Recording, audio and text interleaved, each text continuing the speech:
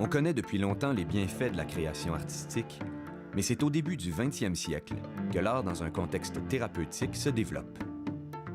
Que ce soit par la peinture, la musique ou la danse, la thérapie par les arts met la personne en mouvement au lieu de la laisser passive devant les interprétations de son thérapeute. L'acte de création devient alors un outil de transformation et de guérison.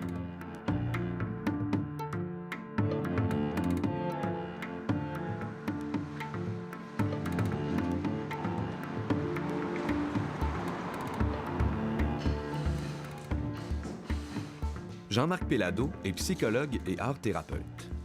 Ses ateliers sont un complément au travail thérapeutique qu'il fait en cabinet privé ou peuvent simplement faire partie d'une démarche de développement personnel.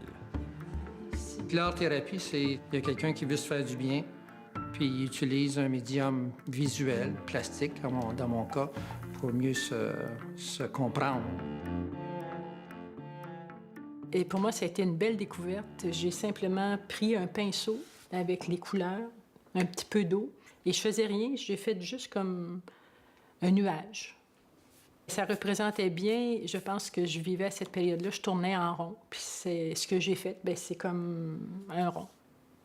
J'ai commencé à voir une psychanalyste et j'ai vraiment pas aimé cette approche d'une psychanalyste qui est assise à 15 pieds devant moi, puis qui fait beaucoup de reflets et finalement qui s'implique pas émotivement là, dans le contact. Et après 6 rencontres, j'ai arrêté. Depuis 2 ans, je pratique l'art-thérapie et plus précisément l'aquarelle. Tu as besoin pour connecter avec la réalité les formes, puis ça peut être juste des formes, c'est pas nécessaire de savoir dessiner pour ça. Puis tu as les couleurs qui sont la vie des sentiments. Les deux vivent ensemble dans le monde extérieur. C'est pas juste ça, je vais chercher... On a un art-thérapeute qui a un côté spirituel puis un côté philosophe qui est très nourrissant. C'est pas un animateur, c'est pas un prof d'art. Jean-Marc, t'es comme un guide qui nous aide à avoir accès à notre âme. La douceur, Créer, ça fait partie de l'essence de l'être humain. Se créer, créer sa vie, c'est là qu'on se sent bien. Tu sais, ta semaine, tu vas te rappeler ce que tu as créé. Le petit quotidien, là, on ne s'en souvient pas. Qu'est-ce qui fait sens de ta vie? C'est les moments de création. Peindre, c'est naturel, c'est pas fait pour les musées puis les artistes. Et si tu étais un enfant, ça serait une nécessité intérieure. Au niveau de l'âme, tu as besoin de faire des images parce que ça te lie au monde extérieur. Un matin, Lise, il y avait un... C'est quoi le plus important de ta toile? Tu sais, il y avait presque rien. Elle a dit, c'est ce coin-là, cette petite grotte-là, tu sais. Elle voyait une grotte. Moi, je voyais juste, je suis sûr qu'il y avait quelque chose là. Il y a comme une façon dont une toile se gère. Puis j'en prends soin. Je le note jusqu'à la capacité de l'autre de rendre visible cet espace-là.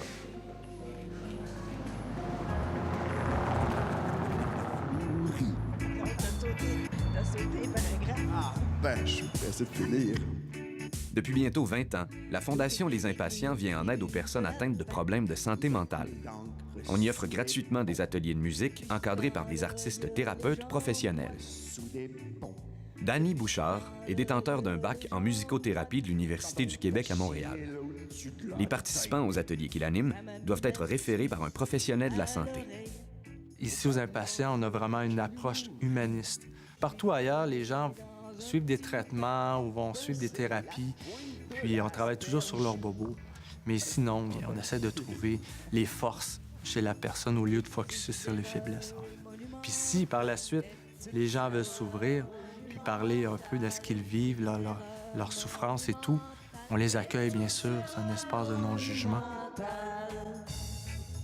Une des choses qu'on fait, ça s'appelle toning. Là, on ferme les yeux, si possible, puis on se concentre juste sur le son de sa voix. On l'utilise vraiment pour se grounder. Ça nous ramène vraiment dans le moment présent aussi. On essaie vraiment de laisser parler le corps, en fait. Si la personne est anxieuse, ça sonne comment, l'anxiété? Dans la thérapie verbale, un peu l'obstacle, c'est les mots. Il faut passer par la tête pour exprimer une émotion, ce qui peut être une bonne chose pour certains. Mais des gens qui sont moins aptes à passer par l'intellect pour exprimer un senti. Donc, c'est là que la musique, qui est un langage non verbal, prend tout son sens. Moi, avec mon anxiété, tout ça, quand je vis la musicothérapie, je dis, ouais, c'est là, il faut que j'aille pour que ça me fasse du bien parce que j'adore la musique, c'est ça. Simplement, c'est ça. Ça fait 2 ans que je viens en musicothérapie. C'est un moyen de communication, que ce soit la musique, l'art, la danse, le théâtre. C'est un outil, premièrement, de communication.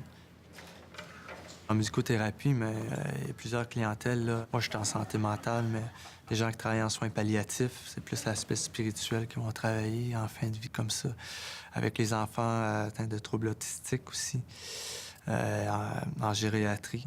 Avec les gens atteints d'Alzheimer, c'est très, très puissant, la musique. Le band des impatients, ça fait quoi? 1 an et demi, là, maintenant? Ah, 1 an et demi, on a fait une couple de concerts. Fait que c'est la composition à Félix, Tout pour toi. Ta première compo, Félix, hein? Oui, c'est ça, j'ai écrit les paroles, puis après ça, le Big Bang Band a composé la musique. Puis c'est une chanson d'amour. 1, 2, 3, 4. Tu vois que dans leur texte, ils disent des choses qu'ils ne diraient pas autrement. L'atelier, c'est juste un prétexte, en fait, pour qu'ils s'expriment. Je ferai tout pour toi, mais me laisse juste pas tomber. Je suis totalement amoureux fou de toi. Je veux passer toute ma vie avec toi. Je ferai tout pour toi. Tout pour toi. Oui, moi, je suis ici après avoir été diagnostiqué schizophrène socio-affectif.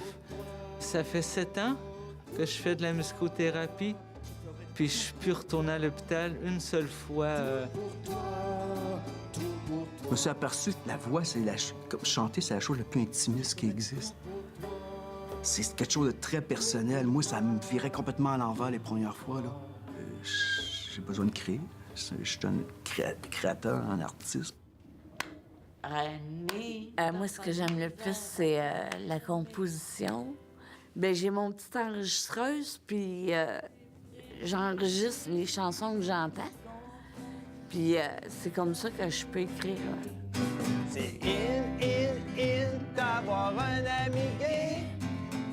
Fait qu'au lieu d'entendre des voix méchantes, là, puis des affaires désagréables, ben au moins, c'est une autre atmosphère qui est dans ma tête, tu sais. Es-tu in, toi?